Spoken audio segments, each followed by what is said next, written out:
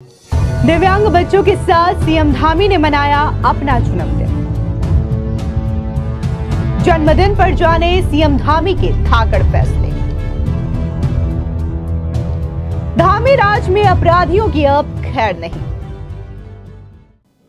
उत्तराखंड के सीएम पुष्कर सिंह धामी का आज जन्मदिन है। ऐसे में उनको बधाई देने वालों का तांता भी लगा हुआ है। और बता दें कि देश के प्रधानमंत्री नरेंद्र मोदी, गृह मंत्री अमित शाह, उत्तर प्रदेश के सीएम योगी आदित्यनाथ समेत तमाम दिग्गज हस्तियों ने इस दौरान सीएम पुष्कर सिंह धामी को उनके जन्मदिन के अवसर पर बधाइयां भी दी। इस दौरान आपको बता दें कि पुष्कर सिंह धामी ने अपना जन्मदिन NIVH संस्था जाकर के दिव्यांग बच्चों के साथ मनाया। इसी के साथ ही सीएम धामी ने टपकेश्वर महादेव मंदिर जाकर के सबसे पहले दर्शन पूजन किया, महादेव का आशीर्वाद लिया। ऐसे में जब आज उत्तराखंड के सीएम पुष्कर सिंह धामी का जन्मदिन है तो उनकी ओर से जो कड़े और सख्त फैसले लिए हैं, जिन्हें की लोगों की ओर से चौंकाने वाला बताया गया, तो इस चीज को लेकर के भी चर्चा काफी ज्यादा हो रही है। सबसे पहले अगर बात हम धामी के द्वारा लिए गए धाकड़ फैसलों की करें तो उत्तराखंड में सबसे पहले UCC कानून लागू किया गया, वो भी धामी राज में। इसके अलावा बात अगर हम दंगारोधी कानून की करें, धर्मांतरण की करें या फिर लैंड जिहाद जैसे कानून की करें, तो ये भी सख्त निर्णय जो है, सख्त फैसले जो है, वो भी पुष्कर सिंह धामी के नेतृत्व में लिए गए हैं। बता दें कि जब बीजेपी ने साल 2021 में अचानक से तीरथ सिंह रावत को हटा करके पुष्कर सिंह धामी को उत्तराखंड का मुख्यमंत्री बनाया था, तो हर कोई हैरान था। तब विधानसभा चुनाव नजदीक थे और उत्तराखंड को सिर्फ 5 महीने के अंदर तीसरा सीएम मिलने से लग रहा था कि शायद कांग्रेस सत्ता में वापसी कर ले। लेकिन चंद महीनों के कार्यकाल में सीएम धामी ने कमाल कर दिया था। जब 2022 का विधानसभा चुनाव परिणाम आया तो उत्तराखंड में पहली बार कोई राजनीतिक पार्टी लगातार दूसरी बार सत्ता में वापसी कर चुकी थी।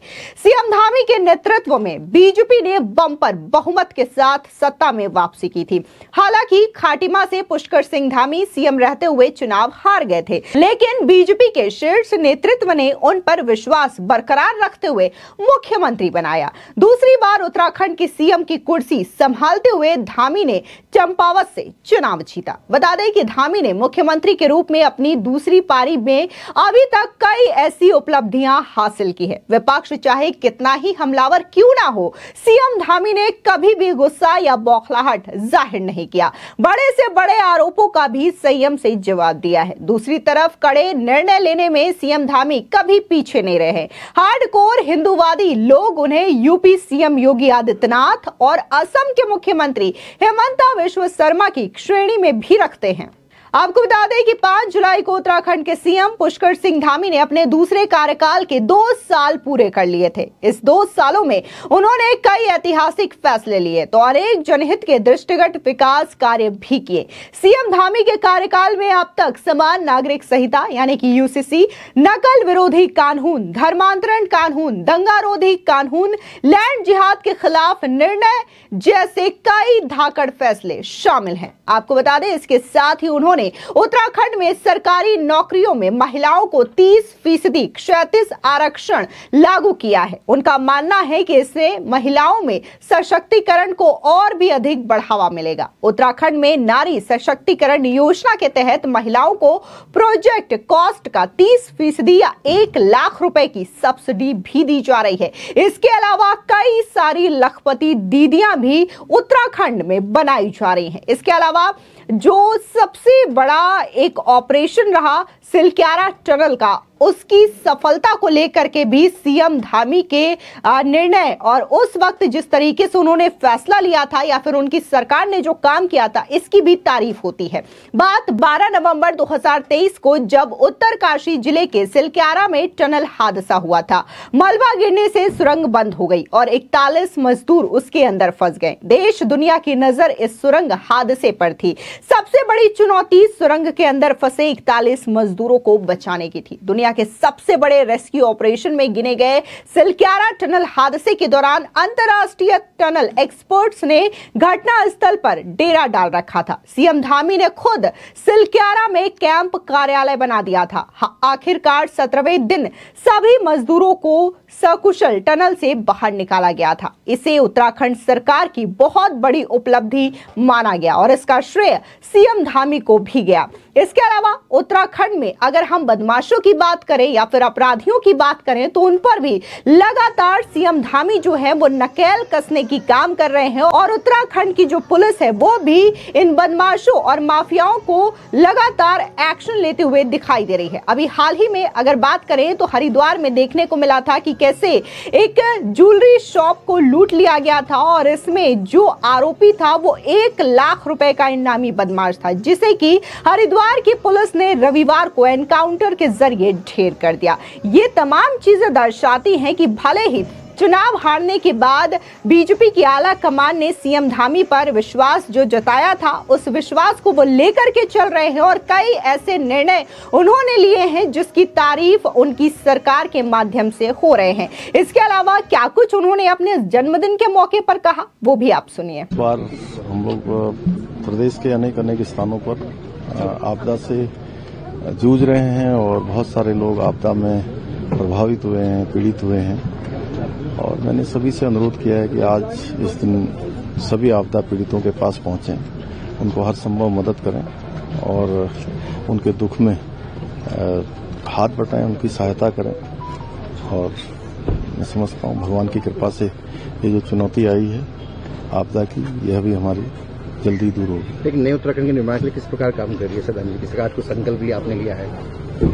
नया उत्तराखंड हमारे प्रधानमंत्री जी ने जो बाबा केदार की भूमि से कहा था कि 21वीं सदी का तीसरा दशक उत्तराखंड का दशक होगा। मैं भगवान से प्रार्थना करता हूं कि हमारे प्रधानमंत्री जी के उस शब्द चरितार्थ हों, धरातल पर उतरें और हर क्षेत्र में उत्तराखंड प्रगति के शिखर पर। प्रधानमंत्री जी सहित तमाम मंत्रियों की आपको बधाई मिल रही है, केंद्रीय मंत्री की शुभकामनाएं आपको। मैं सभी का धन्यवाद करता हूं, सबका आशीर्वाद प्राप्त हो रहा है और राज्य की विकास में हम और तेज गति से और ऊर्जा से लगे। कल प्रधानमंत्री जी का जन्मदिन है सर। प्रधानमंत्री जी ने पूरे विश्व पटल पर भारत का परचम लहराया है, पूरी दुनिया के अंदर भारत का मान सम्मान बढ़ाया है। उनका वो दीर्घायु हों, स्वस्थ रहें और माँ भारती की सेवा अनेक वर्षों तक इसी प्रकार वो करते रहें, भगवान से प्रार्थना है कि मैं प्रिय बच्चों के बीच में आता हूँ और वो सुंदर कार्यक्रम करते हैं, सुंदर संगीत के कार्यक्रम, प्रार्थना, अन्य कार्यक्रम करते हैं। ऐसे मेरे सभी प्रिय छोटे नन्हे मुन्ने बच्चे, मैं सबसे पहले तो राष्ट्रीय दृष्टि वादिक संस्थान के सभी हमारे धनाचार्य जी का, वर्मा जी का, सबका मैं पूरे परिवार का धन्यवाद करता हूँ कि आप सब लोग इस दिन एकत्र होकर मुझे अपनी शुभकामनाएं देते हैं। लेकिन मैं भगवान से प्रार्थना करता हूं कि आप सब लोग जिस काम में लगे हैं, ये काम बहुत ही महान काम है, बहुत ही ईश्वरीय कार्य है।